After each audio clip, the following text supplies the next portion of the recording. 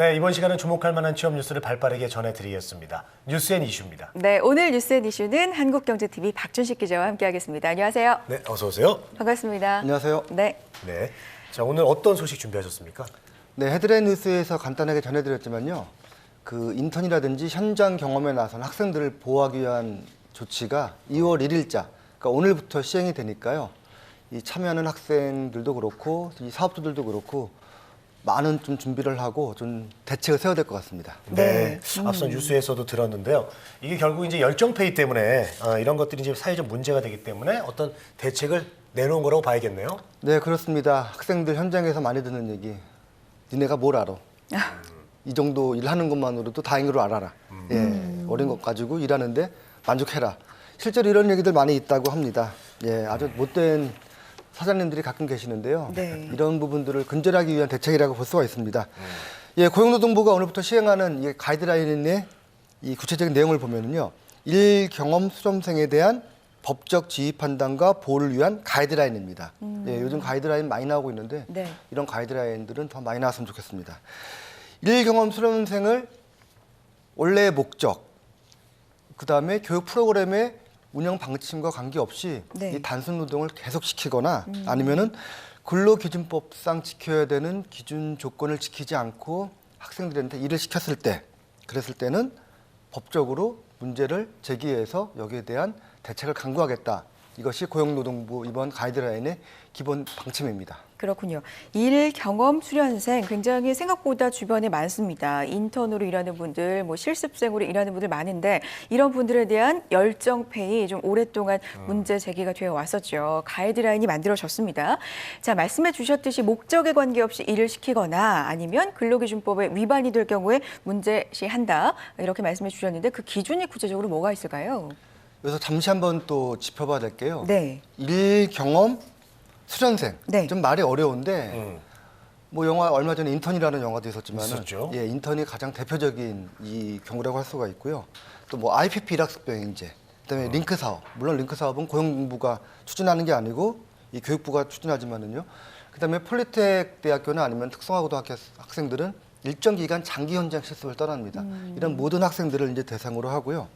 다시 한번 이 열정페이 기준 고용부에서는 어떻게 세웠는지 살펴보면은요. 네. 이 교육 프로그램이 별도로 없이 그때그때 상황에 따라서 업무를 시키는 일. 예. 그랬을 때 열정페이라고 이제 지정을 했습니다. 네. 그리고 특정 시기나 아니면은 상시적으로 필요한 업무에 원래 정규직 근로자를 채용해서 일을 시켜야 되는데 네. 이 일을 일 경험 이 학생들을 시켰을 때 열정페이라고 했고요. 그다음에 교육이나 훈련 내용이 있더라도 지나치게 단순하거나 아주 반복되는 낮은 수준의 직무를 시켰을 때 이럴 때 모두 열정페이라고 지정을 했기 때문에 네. 이런 일을 지금까지 하셨던 분들이나 아니면 앞으로 계획을 했던 분들은 오늘 이후에는 반드시 좀 프로그램 조정이 필요할 것 같습니다. 네. 한마디로 저희가 그냥 일반적으로 아는 열정페이라는 것은 그냥 돈 조금 주고 니네들 열정 갖고 열심히 일해라 그러면서 일을 굉장히 많이 시키는, 그리고 돈은 조금 주는 그런 건 이제 열정페이로 알고 있는데 구체적인 좀 사례를 좀 들어봐야 될 것 같아요. 왜냐하면 열정페이 문제가 이제 사장님들도 그렇고 회사에서 또 잘 몰라서 발생하는 경우도 있지 않습니까? 네, 그렇습니다. 네. 관례대로 했었는데 다른 데서도 하는데 네. 우리가 크게 문제될 거 있냐라고 생각하시는 분들 계실 텐데 그렇습니다. 예, 사례를 들어드릴 테니까 잘 들어보시기 바랍니다. 지금 뭐 겨울이죠. 지금 제일 많이 하는 이 일 중에 하나가 이제 스키장입니다. 예, 네, 겨울 시즌에만 이 사람들을 모아가지고 일을 시키는 거. 네. 그다음에 이제 봄이나 가을에 되면은 연회장, 이제 예식장을 들 수가 있는데 네. 그때만 한시적으로 이 일경험 학생들 채용해서 일을 할 때 네. 이랬을 경우에 이 열정페이에 해당되니까 조심을 해야 될 것 같고요. 그다음에 이 어떤 특정한 뭐 소송이라든지 아니면은 회계가 몰렸을 때 일시적으로 학생들을 채용을 해서 이 일을 시켰을 때 모두 열정페이에 해당되기 때문에 이런 업무들 보통 다 했던 업무 아닌가라고 생각하기 쉬운데요. 절대 그렇게 생각하지 마시고요. 자기 직무, 학생들의 어떤 전공에 따라서 열정페이라고 지정될 수가 있으니까 꼭 조심해서 사장님들은 일을 시키셔야 될 것 같습니다. 그렇군요. 근데 이럴 경우에 그 기자님 만약에 돈을 제대로 주거나 좀 뭐 보너스도 좀 두둑하게 줬다 그러면 열정페이가 아닌가요? 어떻습니까?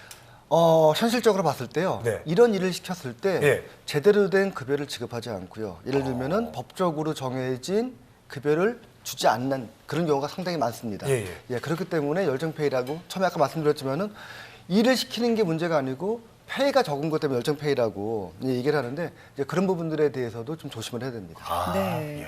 지금 인턴 활용 불가 상황을 구체적으로 예를 들어서 설명해 주셨는데 보니까요. 기존에 우리가 흔히 볼 수 있는 상황입니다. 네네네. 그런데 이것까지도 이제는 금지된다는 이 가이드라인이 제시가 됐으니까요. 사업주분들도 잘 알아두셔야 될 것 같고요. 정리를 해보자면 누가 봐도 아주 일시적인 일이거나 단순한 일에 업무를 배우기 위해서 참여하는 인턴을 활용할 수 없다. 뭐 이런 얘기인데 좀 더 구체적인 예를 현장 예를 한번 들어볼까요? 청소 사업장이라고 있습니다. 네. 청소도 요즘 특화돼가지고요. 전문적 인력들을 많이 필요로 하는데 그런 청소 사업장이 아니고 일반 사업장인데 인턴 학생을 채용해서 청소만 시킨다든지, 뒤처리하는 문제만 시켰을 때 이게 바로 대표적인 열정페이라고 할 수가 있고요. 네. 그리고 또 열정페이가 또 많이 지적되는 것 중에 하나가 이 호텔이라든지 아니면은 뭐 뷔페 그런 요식업 업종들이 많이 있습니다. 여기에는 뭐 요리라든지 아니면은 관련된 전공자들 학생들이 많이 현장을 나오게 되는데 사실 요리 전문 학생들이면 요리를 시켜야 되는데 니네들이 뭐 요리에 대해서 뭘 아느냐. 더 낮은 단계 어떤 일만 시킬 네. 경우에 이런 경우에는 열정페이라고 이게 지적이 됩니다. 예를 들면은 뭐 갑자기 일을 하다가 주차관리원이 많이 필요하다. 갑자기 손님들이 많이 왔다. 하객들이 많이 왔다. 주차관리 좀 해라. 이것도 열정페이에 해당이 됩니다. 네. 이런 부분들 좀 조심해야 될 것 같고요. 그리고 또 하나 우리 학생들 비롯해서 많은 이 인턴들이 하는 데가 이제 뭐 커피숍이나 편의점이 있습니다. 이 편의점에서도 뭐 그냥 뭐 물건만 싸든다든지 아니면은 뭐 계산만 시키다든지 어떤 그런 식의 일을 시켰을 때 다 열정페이에 속하기 때문에 이런 부분들도 이 사업자분들께서는 꼼꼼하게 챙길 필요가 있습니다. 그래야 되겠네요. 네. 그래요. 예, 생각보다 이제 그 열정페이 범위가 광범위한데, 자, 그러면 실제로 그런 사례로 적발된 경우가 어떤 것들이 있는지 좀 알아봐야 될 것 같습니다. 자, 구체적인 사례가 있기 때문에 그런 문제점을 해결하기 위해서 이런 법안을 또 만든 거잖아요. 네, 고용노동부가 이번 대책을 마련하기 위해서 지난 한 해 동안 조사를 했습니다. 조사 대상 기관은요, 뭐 호텔, 리조트, 미용실, 제과제빵, 엔터테인먼트. 물론 이들 업체가 문제가 있다는 건 아니고요. 대표적으로 열정페이가 같이 드러난 문제점이 있는 업체를 150곳을 선정해서 감독을 했는데요. 한 패션업계를 보겠습니다. 이 패션업계는 이직이라든지 아니면 출산휴가, 보통 여성들이 많기 때문에 결혼을 생기기 마련인데요. 여기에 상시근로자를 채용하지 않고 이 일경험 이 학생을 채용을 해서 이 일을 시켰는데 그것도 좀 낮은 수준의 일을 시켰습니다. 네. 게다가 3개월 동안 월 50만 원을 지급했다. 30만 원에 50만 원이면은 상식적으로 봐도 기본적인 최저임금에 훨씬 못 미치는 그러네요. 월급을 지급한 경우죠. 네. 어떤 미용실을 좀 보면은요, 뭐 실습이라든지 교육 과정 없이 바로 학생들을 채용을 했는데 또 일을 하는 시간이 예를 들면은 지금은 손님이 없는 그 휴식 시간에 일을 했기 때문에 얘네는 정상적인 근로 시간이 아니라서 급여를 지급할 수 없다.